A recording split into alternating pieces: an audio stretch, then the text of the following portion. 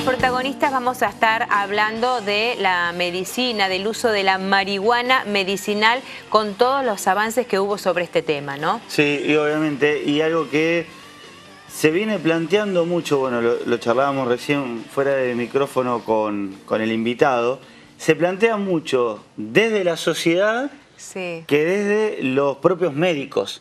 Es algo más hasta, si se quiere, un planteo social que después se empieza a debatir y con muchos tapujos los propios médicos, que Sí, miran claro hasta que con reojo lo que viene sucediendo desde hace un tiempo importante ya. Los propios médicos y también la política en sí, ¿no? Porque Exacto. es un tema que requiere debate, hay un debate serio sobre el tema, hay una ley, hay como reticencia a la aplicación de la misma, pero bueno, vamos a darle la bienvenida al doctor Marcelo Morante, profesor de la Facultad de Medicina. ¿Qué tal, doctor? Gracias por venir acá. Un gusto estar aquí. Muchas gracias. Bueno, la verdad que yo leía un poco la historia de cómo surgió esta investigación en torno, bueno, a su búsqueda. Usted, vamos a recordar un poquito, usted tiene una hermana a la cual, ante su situación de enfermedad, buscó la posibilidad de mejorarle la calidad de vida, ¿no? Sí, como todo proyecto personal hay matices emocionales y Claro. también un desafío educativo ser parte de una facultad que intenta hacer modificaciones en su currícula, que intenta ir en búsqueda de un médico diferente. Creo que se congenian esas dos situaciones, lo emocional y el desafío educativo, que para mí era que nuestra facultad discutiera una nueva herramienta para el dolor. Bien, ¿y con qué se encuentra estando frente a los alumnos? ¿Hay inquietudes, hay muchas dudas e incertidumbres? Sí, no solamente los alumnos, creo que hoy nos plantean los médicos. Este curso que se organiza en la Facultad de Medicina es porque es casi un pedido a gritos de los médicos, esta pregunta sostenida de los pacientes de qué opinamos los médicos sobre el uso medicinal del cannabis y cuántas herramientas contamos para dar una respuesta equilibrada. O sea, ya libre de preconceptos, decir esto tiene sentido, discutirlo como una herramienta alternativa, hay un marco regulatorio que la contempla. Bueno, es todo un debate, es una controversia, pero bueno, el escenario de la Facultad de Medicina creo que es el lugar para darle esta definición. Ahora, la primera traba que tienen, y esto lo pregunto, es porque se asocia cannabis-droga. Sí, por eso digo, vencer preconceptos. Droga como algo, no como una adicción. Claro, no Sí. como uso medicinal, sino como droga, bueno, desde la mirada negativa.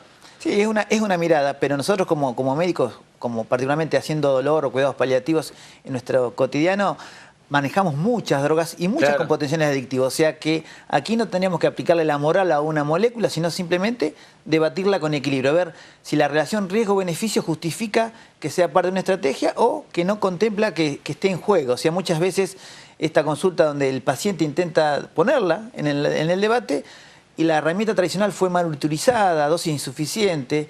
Entonces nos permite discutir no solamente el cannabis medicinal, sino otras estrategias. Creo que ese es el debate. No queremos imponer una herramienta, sino debatirla en el contexto de otras. Doctor, ¿y en qué pacientes se busca la aplicación del cannabis? Bueno, aquí esta ley contempla mucho la urgencia que tenía esta mamá de la epilepsia. O sea, la epilepsia refractaria fue lo que llevó un poco, motorizó la ley, pero el mundo en general lo debaten fundamentalmente en el dolor refractario. O sea, ese dolor que no responde a lo tradicional, ese dolor neuropático, ese dolor que acompaña muchas veces al paciente con cáncer. O sea, un contexto de donde la calidad de vida está muy involucrada. Creemos nosotros que el cannabis, con ese impacto sobre humor, dolor, sueño y apetito, podría digamos, hacernos arribar a una mejor calidad de vida. Ahora, en su experiencia personal, doctor, sin entrar en detalles de lo que fue, sino justamente buscando las respuestas con las que se fue encontrando, ¿cuáles fueron esas respuestas? Cuando uno analiza esto, es bastante novedoso lo del cannabis medicinal porque este es un aprendizaje que tenemos a partir de la década del 90. O sea, a partir de la década del 90 se descubre un sistema propio, endógeno, donde hay una liberación propia de cannabis Sí. y que va a interactuar con áreas específicas del cerebro, sobre dolor, humor, sueño y apetito. Entonces, desde esa lógica reciente, es indudable que muchos de nosotros nos fuimos capacitados en ese sistema endocanábico. Entonces, lo primero que surge es una respuesta negativa por el potencial adictivo, porque nos preocupa si estamos debatiendo esto, ¿bajará la percepción del riesgo de un adolescente respecto al cannabis? ¿Esto podría contribuir a un aumento del consumo? ¿Qué sabemos del uso de esta molécula a largo plazo? O sea, son muchas las preguntas a resolver, pero creo que la ciencia se merece eso. O sea, esas preguntas a resolver son los que nos movilizan a tratar de descifrarlo. Bueno, pero en su experiencia, ¿qué respuestas encontró? Así, digamos, para bajarlo al llano, nosotros que por ahí desde la medicina lo vemos obviamente totalmente de afuera y la sociedad también. En esas primeras respuestas, ¿qué se encontró? Básicamente un paciente que relata que estuvo consumiendo una sustancia del cannabis y que le fue mejor. O sea que era un paciente oncológico, por ejemplo, que no se levantaba, que no se alimentaba, que había perdido mucha masa muscular y tenía un ánimo muy negativo, y el hijo refiere que a partir de ese consumo de cannabis, papá se levantó a almorzar. Entonces son situaciones que pueden tener un contexto muy emocional y que se nos exige a los médicos tener un mayor equilibrio, pero yo la tomo como un dato muy válido. Creo que esta molécula recorre eso, viene desde el hijo que quiso ayudar a su padre hacia el médico, y ese camino recorrido para mí es muy interesante para analizar, para valorar. Habitualmente en nuestra formación muchas veces la directiva viene en un camino inverso. El médico dice qué molécula debe usar el papá para poder, digamos, contemplar esta experiencia negativa del cáncer. ¿Y qué duración tiene, doctor? ¿Eso cada cuánto se aplica? ¿Cuál es la dosis que debe recibir el paciente? Bueno, lo interesante es que cuando uno lo plantea como estrategia tiene que definir rápidamente el modo de entrega. Modo de entrega significa, ¿va a ser la vía inhalatoria o la vía digestiva? La vía inhalatoria tiene todo un contexto de preconcepto, o sea, la vía inhalatoria se le asocia a fumar marihuana. Sin embargo, los primeros pasos de la medicina canábica fueron con marihuana fumada. ¿Por qué? Porque el efecto era inmediato. Entonces nos permitía a los médicos rápidamente definir qué dosis de cannabis necesitaba ese paciente. Hoy ya ha cambiado un poco eso, y la vía digestiva, las gotas son mucho más contempladas por la sociedad científica, y ahí el tiempo de acción tarda más, pero es mucho más duradero. Entonces eso permite que la actividad laboral, por ejemplo, sea mucho más fácil, porque va a tener un modo de entrega a la mañana y otro a la noche. O sea que eso define mucho. Puede haber una vía inhalatoria o una vía digestiva, y ahora se agrega también la crema tópica, que aquí uno hace la salvedad que tiene mucho menos potencia, pero también mucho menos potencia para lo positivo y para lo negativo. Bien, doctor, ¿y qué ha pasado, más allá de que ya lleva tiempo este tema, qué ha pasado con el resto de los médicos? Hay algunos que se oponen, otros que manifiestan como duda en cuanto a la aplicación del cannabis? Sí, la sociedad científica fue la primera gran barrera a tratar de resolver. O sea, el marco regulatorio faltaba, entonces era toda una situación de ilegalidad discutir o debatir en la sociedad científica. Nosotros ya desde 2014 abordamos los congresos nacionales de psiquiatría, de neurología, de oncología, y vimos que había cierta resistencia, pero la evidencia que se acumulaba a diario hacía que cada vez hubo menos resistencia, y posterior a la ley, por supuesto que ya hay un programa de capacitación médica, hay uno de los hospitales de referencia del país que posiblemente desarrolla un estudio multicéntrico en epilepsia, como es el Hospital Garrahan. O sea, ya creo que las sociedades científicas también dieron señales positivas en cuanto a un manejo serio de esta molécula en un contexto adecuado.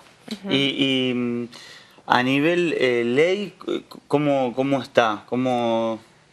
La ley, la ley, uno que transitó todo el proceso, fue parte de múltiples proyectos. O sea, fueron más de 8 proyectos los que terminan consolidando una ley. Entonces uno ve que tiene matices, como que es un ensamblado, que muchas veces la vuelve poco operativa en algunos aspectos. Pero en sí, el espíritu de la ley lo que contemplaba era que había que apoyar la educación y la investigación, que había que tener una producción nacional del producto. Entonces, básicamente, si uno evalúa esos puntos claves, parece ser que estamos en un buen camino, dando señales en capacitación médica, en investigación con el Hospital Garrahan, y lo que es producción nacional a través del INTA y este centro de Castelar, que va a generar un producto nacional.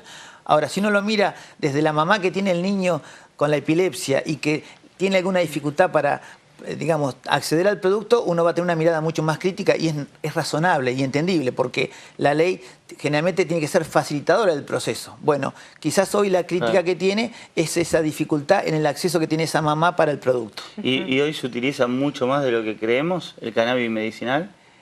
Y bueno, ese es el planteo de la ley. O sea, la ley a contemplar, por ejemplo, como diagnóstico fundamental la epilepsia refractaria. Y esto que te decía yo, que el mundo básicamente la tiene contemplada en el dolor, queda por fuera de la ley un marco no regulado de muchos pacientes que están usando un producto que no tiene calidad medicinal. Entonces, ahí es donde... Pero existe eso. Exactamente, eso no se puede negar, entonces es ahí donde seguramente la ley tendrá que dar tener otro matiz para ver cómo hacer para estandarizar. Muchas veces cuando un paciente viene diciendo que consume cannabis medicinal, la pregunta que le hago yo, no, usted consume cannabis. Para que sea medicinal tiene que ser un producto estandarizado, o sea, tengo que saber qué quimiobar, concentraciones y que esté libre de contaminantes, porque así como uno estudia las propiedades terapéuticas del cannabis en el marco de la universidad, también debe ser responsable saber que hay mayores riesgos en el uso inadecuado de una sustancia. Entonces, este producto no estandarizado, por supuesto que nos hace asumir riesgos que no serían necesarios si esto estaría contemplado en el marco regulatorio. Doctor, ¿y hay pacientes que ya van con la información a solicitarlo al médico?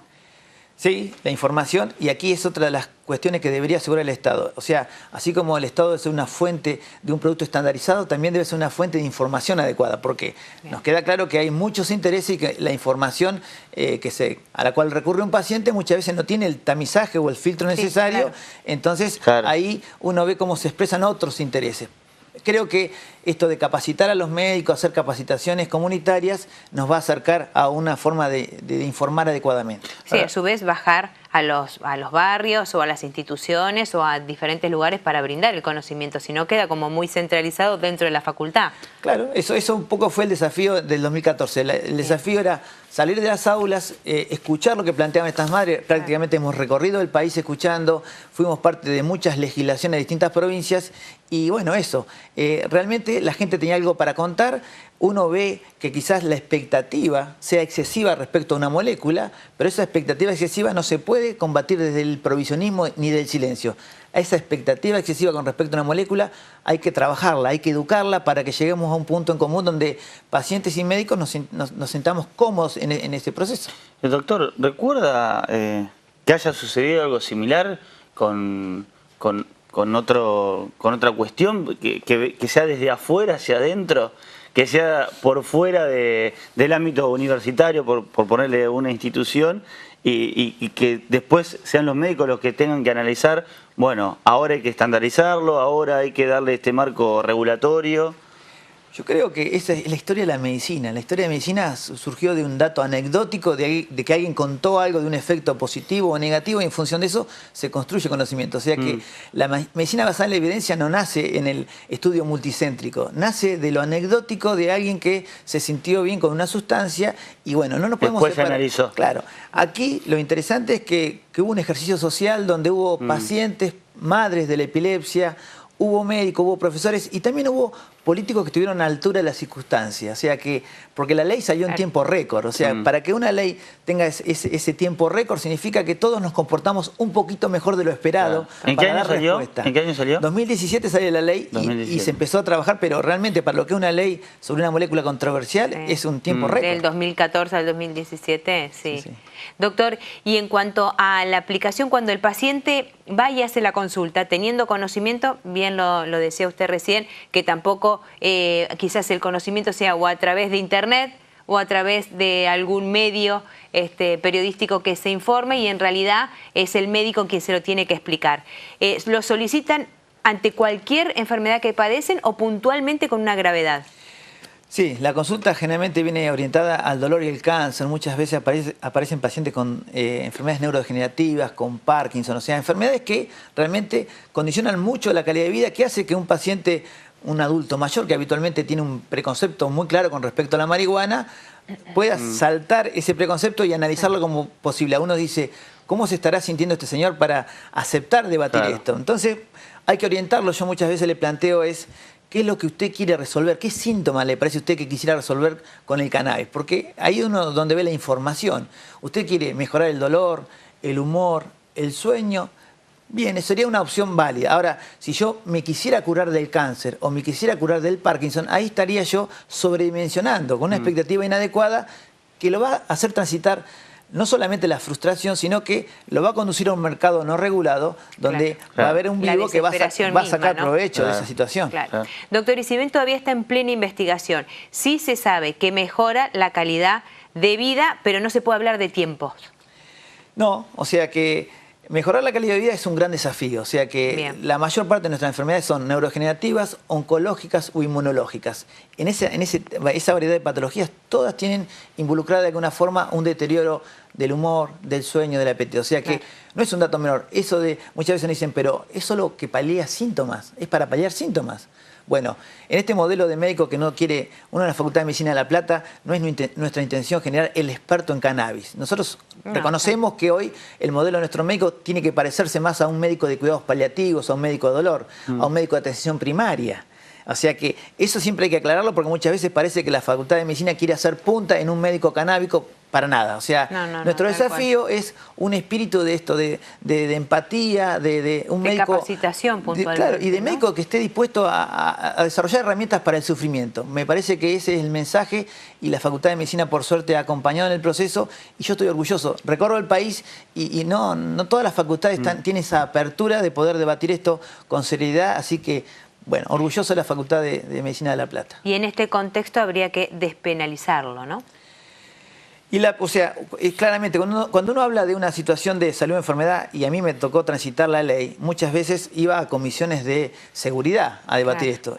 Y yo me preguntaba, ¿cómo estoy debatiendo un problema de salud o de dolor, de sufrimiento, con alguien de seguridad? Pero indudablemente que, digamos, el Ministerio de Seguridad de alguna forma tiene que contribuir de alguna forma por ejemplo, este predio de cannabis en INTA Castelar tiene todo un contexto de seguridad porque es necesario, es parte de cualquier proyecto en el mundo tiene ese contexto. Pero cuando debatíamos el porqué o el objetivo de una herramienta para el dolor, parecía inadecuado que pesara tanto en la información de seguridad. Pero también tuvimos que aprender y adaptarnos que es una realidad distinta. O sea, esta molécula nos lleva a distintos actores y todos debemos encontrar un punto, digamos, de aprendizaje.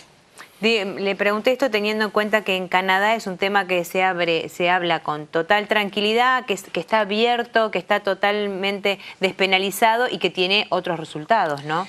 Bueno, pero Canadá transitó un camino del 2001 para aquí, o sea que es indudable que nosotros, esta ley está dando los primeros pasos. Todavía. Exactamente, Canadá es una cuestión de tiempo. Claro, Canadá tuvo unos primeros 2 años de ley para uso, no fue una ley, fue un marco regulatorio donde solamente asistió a 300 pacientes, o sea que...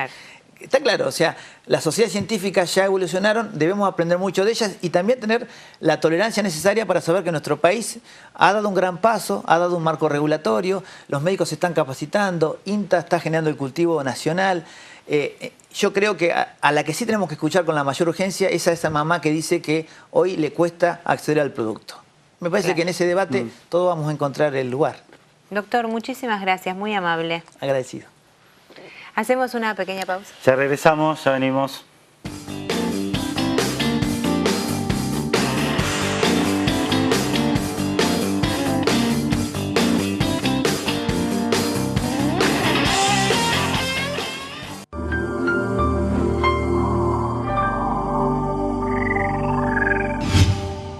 Imagen Platense, el canal de la ciudad.